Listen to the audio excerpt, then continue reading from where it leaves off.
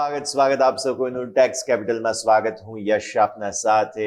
આપણે સમજી રહ્યા છીએ કે આ એક મૂંઝવણ ભર્યો વિષય એટલે કે કર ટેક્સ, તેને વધુ સિમ્પલ સરળ ભાષામાં કઈ રીતે સમજી શકાય, કયા પ્રકારની આવક પર કેટલો ટેક્સ લાગે છે, ક્યાં ટેક્સ લાગે ક્યાં ના લાગે, આ બધા જ મુદ્દાઓને પણ આપણે સમજી રહ્યા છીએ.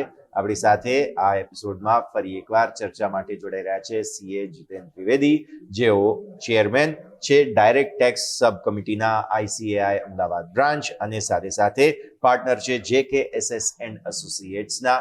Once again sir, thank you સમય ફાળવવા માટે, ખૂબ ખૂબ આભાર.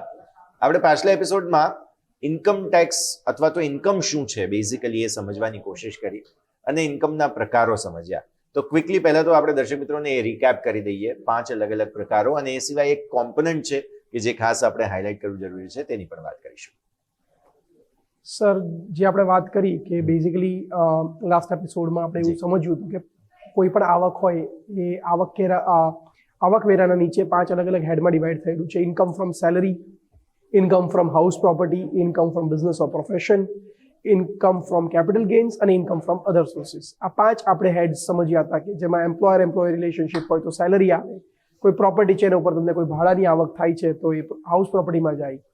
પછી આપણે એવું ચર્ચા કરી હતી કે કોઈ બિઝનેસમેન અથવા પ્રોફેશનલ છે એને કોઈ આવક થાય છે પોતાની સર્વિસ કે ગુડ્સ વેચીને, તો એના ઉપર ઇન્કમ જે થતી હોય, એના ઉપર જે નેટ ઇન્કમ થતી હોય એ ઇન્કમ ફ્રોમ બિઝનેસ ઓર પ્રોફેશનમાં જાય. પછી આપણે સમજ્યું કે કોઈ પ્રોપર્ટી છે કેપિટલ અસેટની ડેફિનેશન ફૂલફિલ કરે છે અને એ ટ્રાન્સફર થાય છે. બંને વસ્તુ ઇમ્પોર્ટન્ટ હતી એવું આપણે હાઇલાઇટ કર્યું હતું. અને એ જ્યારે થઈ રહી છે ત્યારે એમાંથી જો કોઈ નફો થતો હોય એને કહેવાય ઇન્કમ ફ્રોમ કેપિટલ ગેઇન્સ. અને લાસ્ટ આપણે એવું સમજ્યું કે ઇન્કમ ફ્રોમ અધર સોર્સિસ, કે જે આવક કોઈ બીજી જગ્યાએ ટેક્સ નથી થતી પણ છતાંય તમને આવક થઈ રહી છે, જેમ કે વ્યાજની, ડિવિડન્ડની, અથવા કોઈ તમે કોઈ gaming zone, online game zone, કોઈ ઓનલાઈન પ્લેટફોર્મથી તમે કોઈ આવક થઈ છે, એવી કોઈ આવક તમને થઈ રહી છે તો એ બધી આવકો ઇન્કમ ફ્રોમ અધર સોર્સિસમાં જાય. એટલે આપણે બેઝિકલી આવકના 5 અલગ અલગ હેડ સમજ્યા હતા. અને પછી આપણે તમે જેમ કીધું કે આપણે થોડું હવે ડેપ્થમાં સમજવું છે, તો આપણે હવે 1 by 1 તમે કહો એ પ્રમાણે આપણે આગળ વધી શકીએ છીએ. તો સૌથી વધુ જે ક્લાસ છે એટલે કે સેલેરીડ ક્લાસ જે આપણે કહીએ છીએ, તો ભારતમાં કર્મચારી એટલે કે આપણી વર્કફોર્સ તમે જુઓ તો સતત વધતી જઈ રહી છે. આપણે ત્યાં યંગસ્ટર્સ બધા વર્કફોર્સ જોઈન કરી રહ્યા છે. એટલે આવી સ્થિતિમાં આ જે સેલેરીડ ક્લાસ છે તેમને સ્પર્શતો મુદ્દો આજે લઈએ સર, અને નામ છે તેનું ઇન્કમ ફ્રોમ સેલરી. એટલે કોઈ પણ પ્રકારનું તમે કામ કરો છો તે કામ માટે તમને મળતું મહેનતાણ, આ તો બેઝિક વસ્તુ થઈ ગઈ. પરંતુ સેલરીના અંડરમાં બહુ જ બધા કોમ્પોનન્ટ્સ આવે છે. તે હવે આપણે ડેપ્થમાં દર્શક મિત્રોને સમજાવીએ. જીતેન સર. સર, તમે સાચું કીધું કે મેક્સિમમ લોકો જે એમ્પ્લોયમેન્ટમાં હોય, આઈ મીન આખા આપણે ગણીએ તો મેક્સિમમ લોકો સેલરાઇડ હોય. હવે સેલરીમાં ખાલી સેલરી નથી આવતી, વેજીસ ઇઝ ટ્રીટેડ એટ પાર વિથ સેલરી. એટલે જો કોઈ તમે ફેક્ટરીમાં જોબ કરો છો, તમને એક વેજીસ મળી રહ્યા છે, તમે ડેઇલી વેજર છો અથવા તમને મંથલી પેમેન્ટ થઈ રહ્યું છે, એ પણ સેલરીનો પાર્ટ જ છે. એટલે સેલરીની અંદર જો આપણે મુખ્ય રીતે ગણવા જઈએ તો 4 હેડ્સ અમે કહેતા હોઈએ છીએ, BABC કહીએ અમારી ભાષામાં, કે B stand for basic salary and wages, A stand for allowances, જે ભથ્થાઓ મળતા હોય અલગ અલગ, ડિયરનેસ અલાવન્સ, હાઉસ રેન્ટ અલાવન્સ, કે જે તમને મોંઘવારી ભથ્થું કહીએ, અથવા હાઉસ માટે તમને બીજા શહેરમાં તમારે શિફ્ટ થઈ રહ્યું છે એના માટે તમને એક રેન્ટને કમ્પન્સેટ કરવા માટે એક ભથ્થું આપવામાં આવે, ને HRA કહીએ આપણે, હાઉસ રેન્ટ અલાવન્સ કહીએ. પછી જો તમે ટ્રાવેલ કરવા માંગતા હો તો LTA મળતું હોય છે, જો તમને ખબર હોય, લીવ ટ્રાવેલિંગ અલાવન્સીસ. એવી રીતના મેડિકલ અલાવન્સીસ મળતા હોય to take care of medical expenditure, જે તમારા અથવા તમારા પરિવારજનો માટે હોય. સિમિલરલી એડ્યુકેશન અલાવન્સ, એટલે અલાવન્સીસ હોય છે અલગ અલગ પ્રકારના. પછી થર્ડ અમે કહીએ B એટલે બોનસ, કે જે આપણે ગુજરાતમાં તો બહુ પ્રચલિત છે કે દિવાળી આવે એટલે એક પગાર કે અડધો પગાર એક્સ્ટ્રા આપણને મળતો હોય એને આપણે કહી શકીએ બોનસ. એટલે બોનસ એટલે એક્સ્ટ્રા સેલરી જે તમને ઓવર એન્ડ અબાઉ સેલરી મળતી હોય. અને જો તમે માર્કેટિંગમાં હોવ કે તમે કોઈ ટાર્ગેટ અચીવ કરો છો, એના ઉપર તમારી જ એમ્પ્લોયર, તમારા જ કંપની તમને એક એક્સ્ટ્રા કમિશન રૂપે આવક આપી રહ્યું છે. આઉટ ઓફ એમ્પ્લોયર રિલેશનશિપ બહુ જ ઇમ્પોર્ટન્ટ છે કે there should be an employer relationship. તમારા આવકનું થવાનું જે રીઝન છે એમ્પ્લોયર રિલેશનશિપથી હોય, તો આ બધી જ માળખાઓ આવકના જે થઈ રહ્યા છે એને ઇન્કમ ફ્રોમ સેલરીના નીચે ટેક્સ કરવામાં આવે છે under the income tax act. Okay, હવે આ 4 મુદ્દાઓ BABC તમે સરસ રીતે સમજાવ્યું, પણ અને અલગ અલગ આપણે સેક્શન્સમાં જઈએ. રિસેન્ટલી આપણે જોઈ રહ્યા છીએ કે બેઝિકનું જે સ્ટ્રક્ચર છે તે ઘણું ચેન્જ થઈ રહ્યું છે. આપણે વર્ષોથી કેન્દ્ર સરકાર દ્વારા જે DA વગેરે અનાઉન્સીસ કરવામાં આવતા હતા તેમાં પણ આ વખતે બહુ મોટું સ્ટ્રક્ચરલ ચેન્જ કરવામાં આવી રહ્યું છે. અને અત્યાર સુધી જે બેઝિકની કેલ્ક્યુલેશન થતી હતી તે બેઝિકની કેલ્ક્યુલેશન અંડર ન્યૂ લેબર લો કંઈક ચેન્જ પણ થઈ છે. તો આ માહિતી પણ આપણે આપીએ, અને આ બેઝિક શું હોય, બેઝિકને કઈ રીતે કેલ્ક્યુલેટ કરવામાં આવે, તેનું મહત્વ શું, કારણ કે આગળના જે બીજા કોમ્પોનન્ટ્સ હોય છે જેમ કે PF વગેરે હોય તો તે પણ સીધી રીતે બેઝિક સાથે કનેક્ટેડ હોય છે. તો આ મુદ્દો પણ આપણે સાથે સાથે સમજાવીએ. બરાબર કીધું તમે યશભાઈ. હમણાં નવા લેબર લોઝ ઇરેક્ટ થઈ ગયા છે, એપ્લિકેબલ થઈ ગયા છે, જેના નીચે સરકારે એવું અનાઉન્સમેન્ટ કર્યું છે કે તમે સેલરી રૂપે જે પણ આવક આપી રહ્યા છો તમારા એમ્પ્લોઈઝને, એની અંદર બેઝિકનો જે પોર્શન છે શુડ બી મોર દેન 50%. એટલે લેટ્સ સે તમારી આવક, જસ્ટ એક એક્ઝામ્પલ લઈએ આપણે, તમારી લેટ્સ સે આવક છે 1 લાખ રૂપી પર મંથ, લાખ રૂપિયા પર પ્રતિ માસ તમારી આવક છે સેલરી રૂપી. હવે એની અંદર ઘણા બધા અલગ અલગ સબહેડ્સ હોય, જેમ કે બેઝિક મેં તમને કીધું, HRA કીધું, મેડિકલ અલાવન્સ કીધું, લીવ ટ્રાવેલ અલાવન્સ કીધું, પેટ્રોલ અલાવન્સ કીધું, કન્વેયન્સ અલાવન્સ જેને કહેવામાં આવે છે. પછી તમારી અંદર કોઈ બોનસ પોર્શન પણ હોય અને કમિશનનો પોર્શન પણ હોય. સરકાર એવું કહેવા માંગે છે કે હવે જો લાખ રૂપિયા તમારી આવક છે પર મંથ, તો એનો જે બેઝિકનું પોર્શન છે એ 50,000થી ઓછો ન થઈ શકે. કારણ જેમ તમે હમણાં સમજાવ્યું કે ડિયરનેસ અલાવન્સ કે ઘણા બધા અમુક કેલ્ક્યુલેશન હોય, it is a percentage of basic. HRA ઘણી જગ્યાએ એવું હોય કે HRA 20% ઓફ બેઝિક. તો જો બેઝિક 80,000 હોય આઉટ ઓફ 1 લાખ, તો HRA નો પોર્શન 16,000 થશે, બીકોઝ 20% ઓફ બેઝિક, 80,000ના 20%. પણ જો બેઝિક 40,000 હશે તો 20% ઓફ 40,000 ડેફિનેટલી ખાલી 8,000 થશે. એટલે સરકાર એ વસ્તુઓને થોડા પર્સન્ટેજ વાઇઝ સ્ટ્રીમલાઇન કરવાની ટ્રાય કરી રહી છે, સો દેટ લોકો વધારે પ્લસ માઇનસ કરી મેનિપ્યુલેશન્સ, આપણને ખબર જ છે કે જ્યાં આવક આવે ત્યાં કંઈક ને કંઈક આવકની ચોરી કે કંઈ પણ એવા પ્રયાસો થતા હોય એ ન થાય અને મેક્સિમમ બેનિફિટ જે એમ્પ્લોઈઝને થઈ શકે એના માટે સરકારનો પ્રયાસ છે. એટલે સરકારે એક સ્ટ્રિક્ટ નોર્મ્સ બનાવી છે કે તમારી બેઝિક જે હોય એ 50%થી ઓછી ન થઈ શકે. બિલકુલ, આ એક નવો નિયમ છે, એટલે રિસેન્ટ ચેન્જ હવે ધીરે ધીરે આવતા જોવા મળી રહ્યા છે. અને અમુક ખાનગી કંપનીઓ જે શેર બજારમાં લિસ્ટેડ હોય તેના પરિણામો આવતા હોય તેમણે તો અલગથી આમના કોમ્પોનન્ટ્સ પણ બતાવવાનું શરૂ કરી દીધું કે ભાઈ આ વખતે આ અમારો એક્સ્ટ્રા ખર્ચો થયો છે. તો આ એક મુદ્દો પણ છે કે જે ધ્યાન પર રાખીએ. પણ બીજો મુદ્દો તમે જે સમજાવ્યો તે છે અલાવન્સીસ. આ અલાવન્સીસ અંગ્રેજી શબ્દ છે, ગુજરાતી તેને થોડું કહીએ તો કે ભથ્થું. હવે આ કયા પ્રકારના અલાવન્સીસ હોય છે, શું તેના સબ હેડર્સ છે, શું બધા જ પ્રકારના અલાવન્સીસ પણ ટેક્સેબલ છે નથી, આ મુદ્દો પણ હવે સર સમજો. તમે સાચું કીધું. હવે જો તમે સાંભળ્યું હોય કે છેલ્લા 4-1 વર્ષથી સરકાર 2 અલગ અલગ રેજીમ લઈને આવી ગઈ છે, ઓલ્ડ રેજીમ અને ન્યૂ રેજીમ. એટલે કે તમારે તમારું રિટર્ન ભરવું છે તો એના માટે 2 અલગ અલગ રીતે એના કેલ્ક્યુલેશન્સ થઈ શકે છે. કોઈક અલગ આપણે ચર્ચા કરશું કે આખા એક અલગ એપિસોડમાં કે કેવી રીતના કેલ્ક્યુલેશન્સ થાય છે, કારણ કે અત્યારે એમાં જશું તો બહુ સમય એમાં જતો રહેશે. પણ એ કેલ્ક્યુલેશન્સ રેજીમ વાઇઝ ડિપેન્ડ કરશે કે અલાવન્સ ટેક્સેબલ થાય કે ન થાય.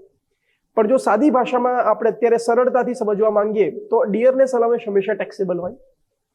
ડિયરનેસ અલાવન્સ એટલે મોંઘવારી ભથ્થું, જે તમે કીધું કે ભાઈ મારી લેટ્સ સે ઇન્કમ 1 લાખ રૂપિયા પર મંથ છે, એમાંથી 50,000 બેઝિક છે અને 20,000 ડિયરનેસ અલાવન્સ છે. આ બંને હંમેશા ટેક્સેબલ જ થશે. હવે લેટ્સ સે મને 20% HRA મળી રહ્યું છે બેઝિકનું, તો 50,000નું 20% એટલે 10,000 રૂપિયાનું હાઉસ રેન્ટ અલાવન્સ મળી રહ્યું છે. હાઉસ રેન્ટ અલાવન્સ ટેક્સેબલ પણ થઈ શકે. એક્ઝમ્પશનના પણ ક્રાઇટેરિયાસ છે. જો હું ભાડાઓના ઘરમાં રહેતો હોઉં અને ભાડાની જે હું ખર્ચો પે કરી રહ્યો હોઉં એની રિસીટ્સ મારી પાસે હોય, એનો અગ્રીમેન્ટ મારી પાસે હોય અને હું લેન્ડલોર્ડને જે પૈસા ટ્રાન્સફર કરું છું એ બેંકથી કરતો હોઉં અને હું એનું પ્રૂફ કરી શકતો હોઉં, તો ઇન્કમ ટેક્સની અંદર ક્યાંક ને ક્યાંક મને એક બેનિફિટ આપવામાં આવ્યો છે કે ઓકે, જે તમારી આવક થઈ રહી છે 10,000 રૂપિયાની, એની અંદર એક એક્ઝામ્પલ કે લેટ્સ સે તમે ખર્ચો કર્યો છે એના માટે તમને 9,000 રૂપિયાનું એક એક્ઝમ્પશન, કે એને આપણે કહી શકીએ HR અલાવન્સ.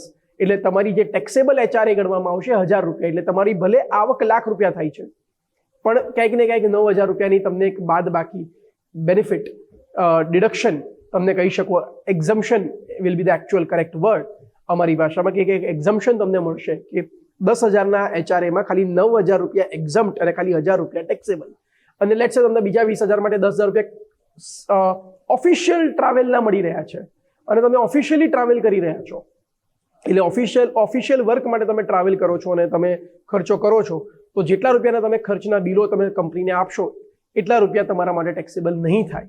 એટલે બેઝિકલી અલાવન્સીસની અંદર ટેક્સેબિલિટી અને નોન ટેક્સેબિલિટી, જેમ મેં તમને કહ્યું કે ડિપેન્ડ કરશે કે તમે કયા રેજીમમાં તમારું રિટર્ન ફાઇલ કરો છો, પણ સરળ ભાષામાં સમજવું હોય તો અલગ અલગ અલાવન્સીસ, HRA, medical, travel, gratuity allowance જે તમને મળતું હોય એ બધું ટેક્સેબલ થાય અથવા એની અંદર બેનિફિટ્સ મળી શકે, એ દરેકના અલગ અલગ પાસાઓ હોય છે, અલગ અલગ કેલ્ક્યુલેશન્સ હોય છે. ઓકે, તો અત્યાર સુધીમાં આપણે બે મહત્વપૂર્ણ મુદ્દાઓને સમજ્યા. એક છે બેઝિક, વોટ ઇઝ બેઝિક, શું તેનું કોમ્પોનન્ટ્સ હોય છે તે, અને અલાવન્સીસ એટલે કયા પ્રકારના ભથ્થા વગેરે જે છે તે મળતા હોય છે, શું તેમાં ટેક્સેબલ હોય છે નથી હોતા તેની પણ વાત કરી. દર્શક મિત્રો, સમય થયો છે હવે એક બ્રેક લેવાનો. બ્રેક લઈએ અને બ્રેક બાદ અમારી આ રજૂઆતને આગળ યથાવત રાખીશું.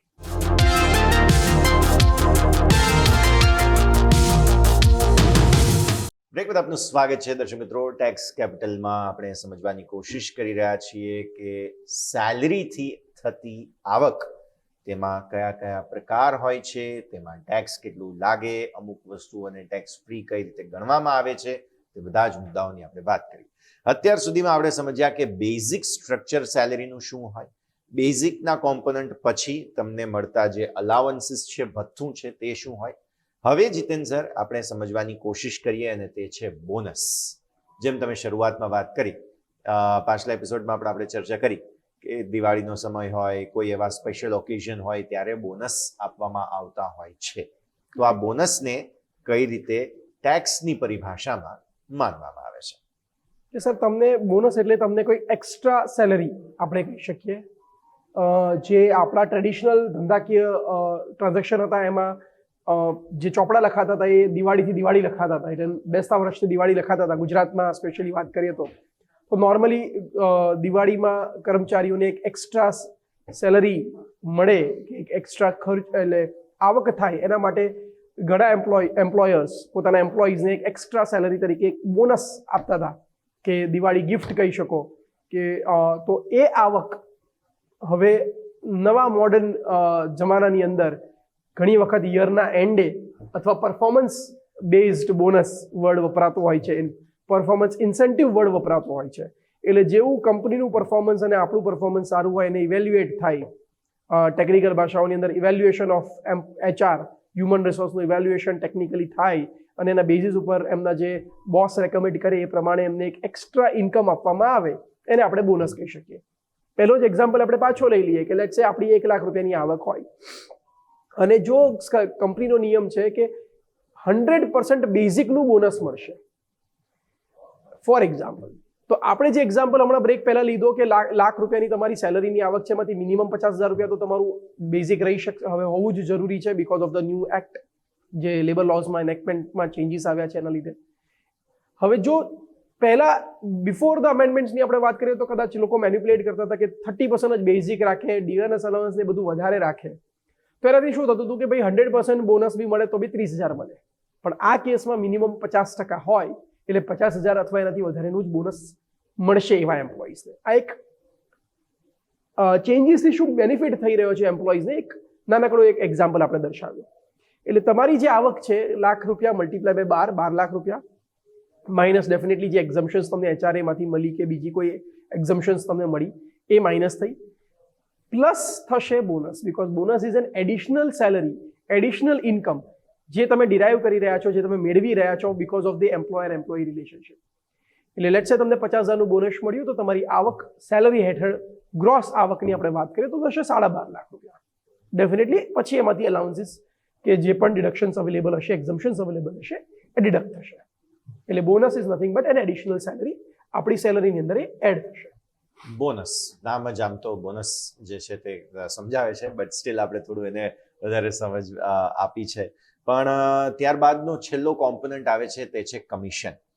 એસ્પેશિયલી જે પ્રોફેશનલ્સ પોતાના સ્કિલ પર કામ કરતા હોય છે ત્યાં આ કમિશનનો કોમ્પોનન્ટ સૌથી વધુ કદાચ કામ કરતો હોય છે. તો હવે સર એ થોડું સમજાવીએ, આ કમિશન શું છે, શું તે ટેક્સેબલ હોય છે કે નહીં, કયા પ્રકારના ટેક્સીસ લાગે છે તેના પર? કમિશન એવું છે કે જો તમે કોઈ વેચાણ કરો અને એના ઉપર તમને એક એક્સ્ટ્રા ઇન્સેન્ટિવ આપવા માંગે છે, પણ એ દરેક એમ્પ્લોયર નથી આપવા માંગતા એમ્પ્લોયર્સ, પણ એ ઈચ્છે છે કે બધાને અલગ અલગ જે લોકો વેચાણ કે કોઈ પણ પરચેસ કરતો હોય એમાં કોઈ ખર્ચ બચાવી દે, ઘણા અલગ અલગ પેરામીટર્સ વિશે ઉપર એ તમને એક એક્સ્ટ્રા ઇન્સેન્ટિવ આપવાનો પ્રયાસ કરી રહ્યા છે, but related to normally traditionally આપણે સમજીએ તો સેલ્સ ઓર પરચેઝીસ, તો એ તમને એક્સ્ટ્રા એક આવક જે મળી રહી છે, but again from employer relationship, એ થયું કમિશન. હવે તમને એક ડિફરન્સ સમજાવી દઉં. જો તમે કોઈ પ્રોડક્ટ વેચી રહ્યા છો, હું તમારો એમ્પ્લોય નથી, પણ હું તમને એઝ અ બ્રોકર હેલ્પ કરું છું એ પ્રોડક્ટ વેચવા માટે, અને તમારી સાથે નક્કી કરું છું કે તમારા જેટલા બી પ્રોડક્ટ વેચાશે એમાં 5% મને એક કમિશન મળશે, અને હું તમારું ₹1,00,000 કોઈ પ્રોડક્ટ વેચાવું છું આજના દિવસમાં, તો તમે ડેફિનેટલી મને ₹5,000 એક કમિશન પે કરશો. એ અહીંયા સેલરીના કમ્પોનન્ટમાં નહીં આવે, કારણ કે મારો ને તમારો કોઈ એમ્પ્લોય રિલેશનશિપ નથી. પણ તમે પોતાના જ સેલ્સ એક્ઝિક્યુટિવને કોઈ પણ એક્ઝિક્યુટિવને એક એક્સ્ટ્રા ઇન્સેન્ટિવ આપવા માંગો છો, એમને એક એક્સ્ટ્રા બેનિફિટ આપવા માંગો છો, જેનાથી તમારું પણ વેચાણ વધે, અને તમે કહો છો કે તમને તમારી સેલરી તો મળશે, પણ જો તમે આ ટાર્ગેટ પૂરો કર્યો તો અમે તમને 5% ઓફ સેલ્સનું એક extra you can say commission પણ આપશું. અને જો તમારો એમ્પ્લોય આખા મહિનામાં લેટ્સ સે જેનો પગાર ₹1,00,000 છે અને આખા મહિનામાં ₹15,00,000 વેચાણ કરે છે, તો 15,00,000ના 5%, એ જ રીતે આપણે કેલ્ક્યુલેટ કરીએ તો 75,000 એને એઝ અ એક્સ્ટ્રા કમિશન એને મળી શકે છે. એટલે એની આવક જે છે એ મહિનામાં 1,00,000ના બદલે 1,75,000 થશે. એટલે basically commission is extra income, but happening through થઈ રહી છે from employer. Clear. So 4 major components છે સેલરીના, BABC, એટલે કે બેઝિક, અલાવન્સીસ, બોનસ અને કમિશન, જે આપણે સમજાવ્યું. પણ આ સિવાય એક બોનસ મને લાગે છે કે આ એપિસોડમાં આપણે આપવું જોઈએ, અને તે છે ફોર્મ 16, કેમ કે કેલ્ક્યુલેશન્સ જે થતા હોય છે તે બહુ રસપ્રદ થતા હોય છે. અગેન અહીંયા ઓલ્ડ ન્યૂ આ તે બધા અલગ કોમ્પોનન્ટ્સ છે, પણ બેઝિક હાઇજીન અથવા તો અમુક બેઝિક મુદ્દાઓ કયા ધ્યાન પર રાખવા ફોર્મ 16 પ્રિપેર અથવા તો સબમિટ કરતી વખતે? સર, એટલે બેઝિકલી એવું છે કે TDS, tax deducted at source, જે પણ એમ્પ્લોયર્સ હોય એ પોતાના એમ્પ્લોઈઝને જ્યારે પગાર આપે, અને જો એ આવકવેરા કરના માળખાના નીચે ટેક્સેબલ થાય છે અને એ અમુક સ્લેબની ઉપર આવક થાય છે, તો ડેફિનેટલી તમારો ટેક્સ પહેલેથી જ કાપવામાં આવે છે, જેને બધા આપણે સમજીએ છીએ કે જેનું નામ આપણે સાંભળ્યું હશે, TDS, tax deducted at source. Section 192 અત્યારના ઇન્કમ ટેક્સ એક્ટ 1961 જે અત્યારે પ્રિવેલન્ટ છે, ચાલી રહ્યો છે, એમાં સેક્શન 192ના હેઠળ તમારો TDS એક ટેક્સ ડિડક્ટ કરવામાં આવે. જો આપણે આ અત્યારના ચાલુ વર્ષની વાત કરીએ, 25-26નું અમે લોકો ઇન્કમ ટેક્સમાં એને પ્રીવિયસ યર કહીએ, ચાલુ ટેક્સ યર કહી શકો, જે ફ્યુચરમાં એને એટલે જે નેક્સ્ટ યર એને આપણે અસેસમેન્ટ યર 26-27 કહેવાય. એટલે અસેસમેન્ટ યર 26-27 માટે, એટલે પ્રીવિયસ યર 25-26 માટે જે અત્યારે ચાલી રહ્યું છે, તમારી આવક જો 12 લાખને ક્રોસ કરે under the new regime, of course old અને ન્યૂ ડેફિનેટલી વિલ પ્લે આ હ્યુજ રોલ, આની અંદર બહુ મોટો રોલ પ્લે કરશે. પણ હું જો નવા રેજીમ નીચે જાઉં અને જો તમારી સેલરીની આવક 12,75,000 ક્રોસ કરતી હોય, 12,75,000 એટલે કારણ કે સેલરીની અંદર એક બહુ જ ઇમ્પોર્ટન્ટ વસ્તુ છે જેનું નામ છે ડિડક્શન. 75,000નું એક સ્ટાન્ડર્ડ ડિડક્શન આપવામાં આવે છે અંડર ન્યૂ રેજીમ. એટલે આપણે પહેલો જ એક્ઝામ્પલ તમારો કન્ટિન્યુ કરીએ કે ₹1,00,000 પર મંથની જો તમારી સેલરી હોય તો 12 મહિનામાં ₹12,00,000 થઈ, પ્લસ 50,000નું તમને કમિશન મળ્યું, તો 12,50,000 થઈ, અને 75,000નું તમને 50,000નું બોનસ મળ્યું અને 75,000નું કમિશન મળ્યું, તો તમારી ટોટલ આવક થઈ 13,25,000. હવે 13,25,000માંથી પહેલા તો 75,000નું સ્ટાન્ડર્ડ ડિડક્શન તમને ડિડક્ટ કરવામાં આવશે, એટલે તમારી ટેક્સેબલ આવક as per income tax act 13,25 નહીં ગણવામાં આવે, 12,50,000 ગણવામાં આવશે. હવે બીકોઝ 12,50,000 ઇઝ એક્સીડિંગ 12,00,000નો સ્લેબ, 12,00,000થી વધુ છે, તો જે તમારા સ્લેબ રેટ છે એ પ્રમાણે તમારું ડેફિનેટલી એક TDS ગણવામાં આવશે. અને TDS ગણવા માટે તમારે પોતે એક સેલ્ફ એક્સપ્લેનેટરી સ્ટેટમેન્ટ સાઇન કરીને તમારા એમ્પ્લોયરને આપવાનું આવશે કે મારી આવક આટલી છે, મારી અધર સોર્સિસની આવક આટલી છે, મારી હાઉસ પ્રોપર્ટીમાંથી થનારી આવક આટલી છે. એટલે આ બધી આવકનું કેલ્ક્યુલેશન કર્યા પછી જે તમારી ઓવરઓલ ઇન્કમ થતી હશે as per income tax act, એમાંથી એમ્પ્લોયર નક્કી કરીને તમારું ટીડીએસનું કેલ્ક્યુલેશન કરશે અને તમારો ટીડીએસ ડિડક્ટ કરશે on or before the salary of March. Because March પહેલાની સેલરીમાં એ ટીડીએસ ડિડક્ટ કરવો કમ્પલસરી છે under section 192 of income tax act. બિલકુલ. એટલે નાણાકીય વર્ષ પ્રમાણે એપ્રિલથી માર્ચ જે આપણું કારોબારી વર્ષ ચાલે છે, સત્ર ચાલે છે, તે પ્રમાણે અંતિમ મહિના પહેલા તમારે જે છે તે આ પ્રક્રિયા પૂર્ણ કરવી જરૂરી રહેતી હોય છે. Right. તો સર ઓબ્વિયસલી બેઝિક થી લઈને એડવાન્સ આમ તો કેવું છે આપણે બધા જ કોમ્પોનન્ટ્સ સેલરી સ્ટ્રક્ચરના હિસાબે સમજવાની કોશિશ કરી છે. આ કાર્યક્રમને હવે રેપ અપ કરીએ. Sir thank you so much. Thank you.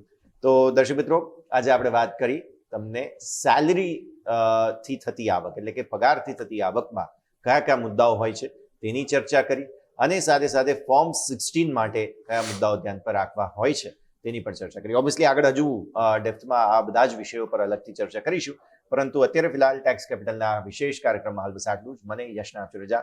આગળના તમામ અપડેટ્સ માટે આપ જોડાયેલા રહો ન્યૂઝ કેપિટલ નેટવર્ક સાથે.